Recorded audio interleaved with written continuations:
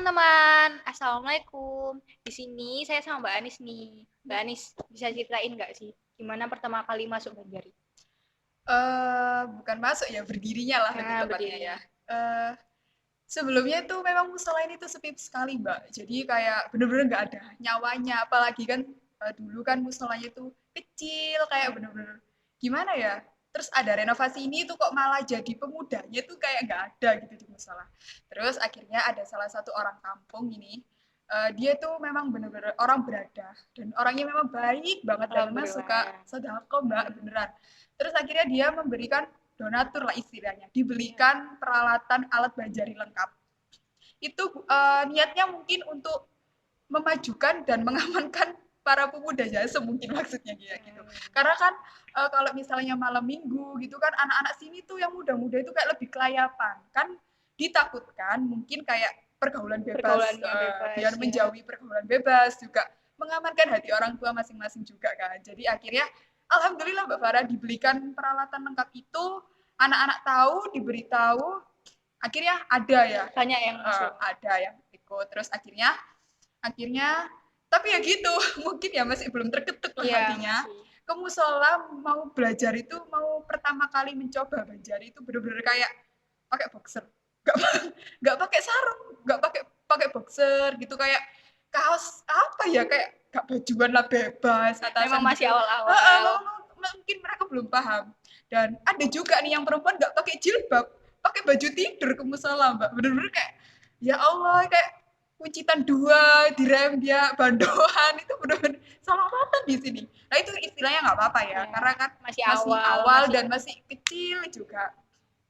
Terus akhirnya lambat laun, jadi mungkin mereka mulai sadar, akhirnya pakai jilbab, udah mulai coba. pakai jilbab, dan cowok jadi kebiasaan pakai sarung kalau latihan. Jadi akhirnya mereka suka, seneng banget, sampai sampai ditetapkan kan kita latihan banjari di musola ini hari Jumat sama Ah, Sabtu ya, sampai mereka tuh nambah-nambah sendiri, kayak misalnya minggu gitu libur mulai latihan-latihan mulai sendiri, suka sama Banjari. latihan-latihan sendiri gitu tanpa ada yang ngawasi, jadi kayak merop-merop bondong-bondong ke musola, latihan-latihan sendiri, keperaan sendiri ya, mas amburadul lah, nggak ada yang ngajarin juga.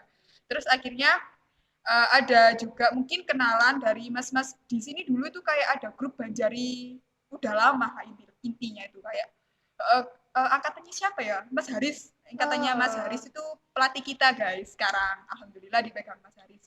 Itu diajak lah anak-anak dulu yang pernah ikut Banjari, kayak ada Mas Ferdi itu hmm, di balik layar, ada Mas Ferdi dulu itu kayak ada. buat ngajarin. Jadi diajarin dengan alhamdulillah, ngajarinya tuh seneng, jadi kayak semangat juga, jadi anak-anak Semangat, kan apa, cepet buat jadi kayak seneng gitu. Terus habis itu yang laki, yang perempuan basicnya memang bukan dari penyanyi juga. iya. Memang basicnya juga masih belum dari penyanyi, jadi kayak diajari, Masih ayo coba, malu-malu iya, pasti. nggak mau nyanyi, kayak nggak mau gitu, udah nggak jilbaban nggak mau nyanyi lagi, kayak apa ya, kayak harus benar-benar merayu, membujuk gitu. Dan yang ngajarin perempuan itu ada satu namanya Mas Haris, dia itu benar-benar sangat apa ya, Top, berjasa buat kita ya Mas Haris ya, itu top banget. adalah adik dari yang mendonaturi kita, jadi yang mendonaturi alat banjari untuk kita. Itu kebetulan adiknya itu punya ilmu lah, intinya punya ilmu buat mau mengajari anak-anak yang vokal itu, Yang yang perempuan vokal. itu yang vokal. Jadi diajarin lah demi sedikit, meskipun tidak berteknik, tapi istilahnya tuh apa ya, kayak intinya tuh sedikit Bisa, merubah lah, iya bisa sedikit berubah. merubah. Nah, anak jadi kayak suka salawatan, yang perempuan-perempuan itu jadi masih berbekal lagu dibak lah ibaratnya, jadi anak-anak mulai Hmm, suka. Terus jadi banyak dulu itu suka, terus dikit-dikit latihan sampai akhirnya anak-anak sudah semangat, ibaratnya sudah setengah jadilah intinya. Terus ada yang mau, anaknya tuh mau menikah, anaknya mau menikah, terus akhirnya dia tuh kepengen mencoba mengundang Banjari ngundang yang baru ini, yang baru mateng, belum mateng lah, belum matang baru tapi lah ya ini, yang emang baru baru muncul. lah, yang baru muncul. Dan untungnya tuh orang-orang kampung sendiri. Suka. Jadi kan Alhamdulillah. kalau kita belum profesional gitu kan, jadi gak malu ya, bisa dimaklumin lah ibaratnya. Jadi kita itu nyanyi seenaknya kita, jadi nabu ya juga seenaknya kita, jadi kayak orang itu langsung tertarik, jadi akhirnya itu banyak yang mengenal kita, alhamdulillah. Tapi berita dukanya itu orang yang berjasa banget sama kita kayak Mas Haris, Om Hari itu tadi, itu Harus diambil dulu uh, nyawanya. Allah lebih sayang beliau duluan. Akhirnya beliau diambil terlebih dahulu pas waktu itu habis mau Idul Adha ya kalau nggak salah itu. Iya. Alhamdulillah lah intinya itu. Insya Allah semoga husnul khotimah dan kita tuh pokoknya intinya itu sangat berjasa bagi kita dan alhamdulillah kita juga kadang Kita seharusnya jadi penerusnya beliau. betul. Meskipun semakin besar kita, semakin sibuk juga tambahan kita, semakin berkurang juga anggota kita. Tapi kita tetap sempatkan buat ikut ya, betul. Banjari. Dan kita juga sempatkan anak yang kecil-kecil di bawah kita yang baru brojot-brojot itu, itu kita mulai aja. Jadi alhamdulillah mereka juga kayak excited gitu ya, kayak mau gitu. Ya Allah, jadi seneng lah. Intinya kita berusaha untuk mengukuhkan apa yang kita dirikan bertahun-tahun yang lalu. Yang sudah diajarkan sama almarhum ya. Kita teruskan. Ya, apalagi kita kan juga mau besar ya, mau lulus sekolah kan ibaratnya kayak kesibukan banyak. baru. Kesibukan baru juga ada lagi nanti. Nah, intinya. Jadi ini. Terus gimana nih? First impression pas masuk Banjari sendiri gimana? Aku sendiri. Aku nggak mau karena aku sendiri nggak mau, bener. Jujur aku nggak mau. Aku mikirnya, alah opus ya aku nggak iso. Ngono mikirnya. Sama. Alah opus ya aku nggak iso. Terus habis itu, tapi konco-koncoku melok kabeh. Jadi anak-anak kalau ke musola gitu sudah diajak, aku yang nggak mau. Beneran, aku nggak mau sampai dipaksa, bener-bener. Ayo diajak sampai teman-teman aku ngajak aku nggak mau. Sampai dijemput loh, Pak. Aku nggak mau. Kenapa ya? Satu nggak pede gitu. Terus yang kedua juga kita nggak ada basic dan ilmu dari itu gitu. Dan kita ya apa ya? Akhirnya ya ikut-ikutan, sekedar ikut-ikutan ala kepo gitu. Akhirnya ya seneng juga. Gitu. Terus nih acara rutinnya Banjari sendiri gimana? Alhamdulillah dulu ya waktu kita mulai ada Banjari terus alhamdulillah sudah mulai dikenal orang, udah sering diundang sana sini, disuruh ngisi acara sana sini, masjid besar ataupun musola-musola atau kitanan, pernikahan, seneng kan gitu ya. Apalagi kayak ada amplopnya gitu. Kan itu ya, bisa. Kan anak kecil itu siapa yang nggak seneng kan ya. Terus habis itu mulai ada yang kenal. Kebetulan nih desa sebelah, kampung sebelah Panjunan itu ada juga Banjarinya ternyata teman-teman. Dan habis itu adalah inisiatif dari Om Hari sama Mas Haris itu tadi pas waktu beliau masih ada itu dia berinisiatif ingin mengajak gabung pemuda-pemudi.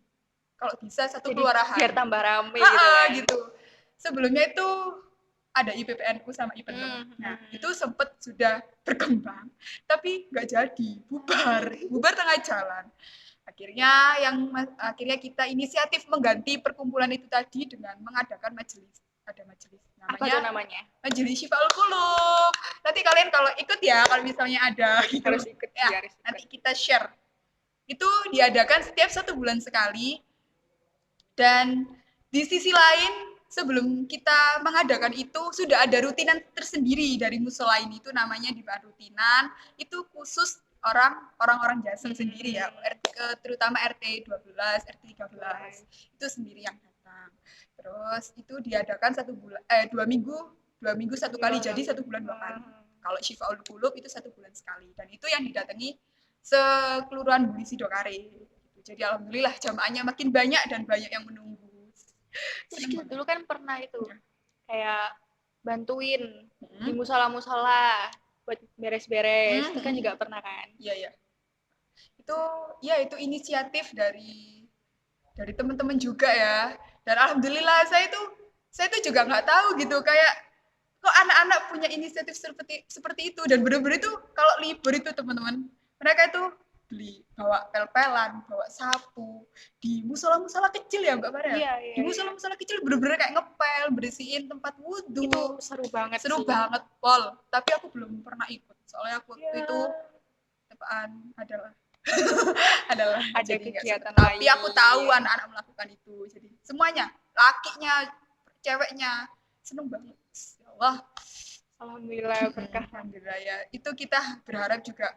Tapi itu nggak bisa bertahan sampai sekarang karena mengingat anggota kita kan sudah berkurang, yang besar-besar sudah mulai hilang. Gitu. Jadi kayak ya nggak ada lagi gitu ya seperti itu. Oke, di Banjari sendiri ada beberapa generasi nih?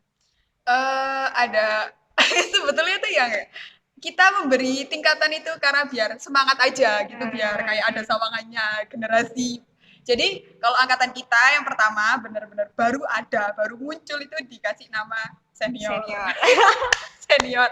Terus di bawah kita nggak beda jauh lah, intinya itu diberi nama junior. Terus di bawah kita lagi ada yang masih kecil-kecil. Namanya super junior. Jadi kayak hey latihan, anak-anak super junior kepengen lagu ini, anak-anak junior pengen lagu ini. Nanti kita nanti yang ngajarin yang seniornya. Bukan kayak ngajarin ya. Tapi kita maksudnya nonton mereka. Kayak menyarankan aja. Karena kita itu tidak ada yang namanya tinggi-tinggian ilmu di sini. Jadi kita sama-sama belajar. Masih belajar. Seneng aja kan, ibaratnya kayak ayo kayak kita ngajak anak kecil-kecil salawatan gitu.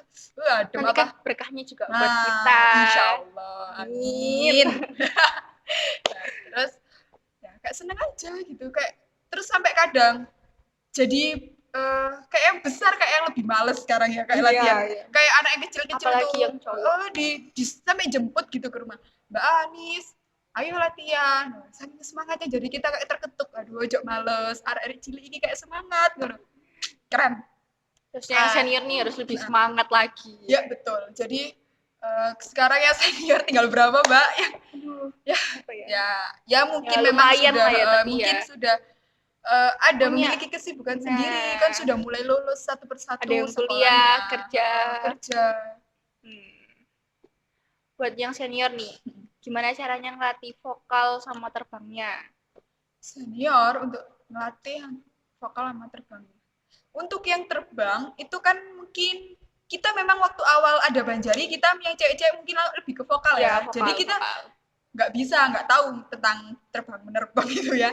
Sebetulnya tuh tugasnya cowok-cowoknya. Tapi berhubung karena itu tadi yang cowok sudah mulai satu persatu, udah mulai lulus sekolah, jadi memiliki kesibukan sendiri. Tapi alhamdulillah ada yang kayak Mas Ferdi gitu, kayak Om Bobby itu masih bisa mengajari lah. Ya tinggalnya 2 itu yang cowok yang bisa ngajari. Dan kan terbang itu juga ada 4, bener-bener ada 4. Tapi kalau di Baan itu datang semua. Banyak datang semua. Tapi kalau latihan rata-rata cewek, ya. Yang cowok tuh cuman 2, 3 gitu. 2. Tapi alhamdulillah.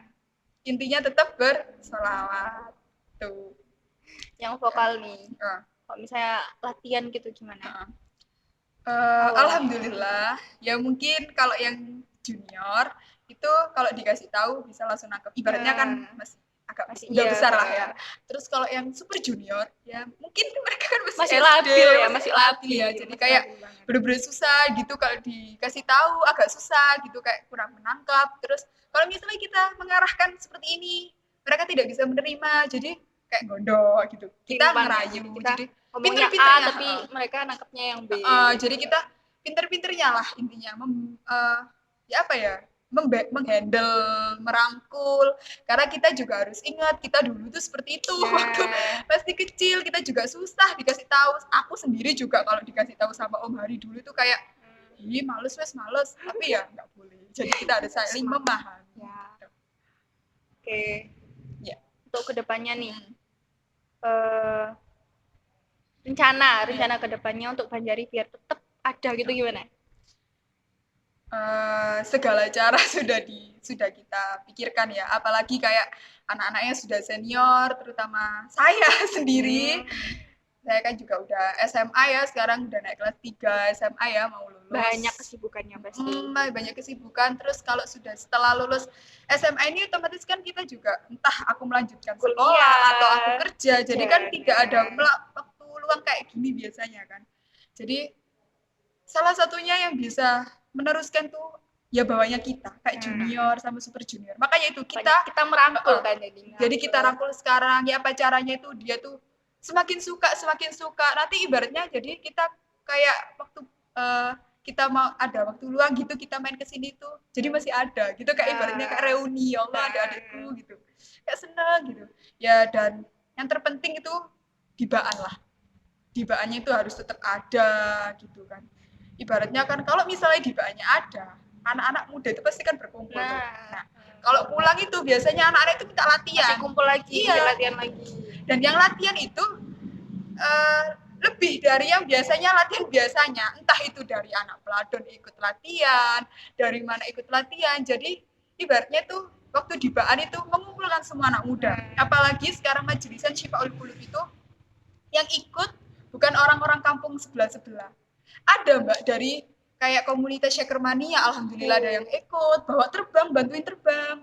Terus ada yang dari anak pondok porong, kumpulan anak pondok porong ikut juga. Terus majelis dari Jambuan Serujo ikut.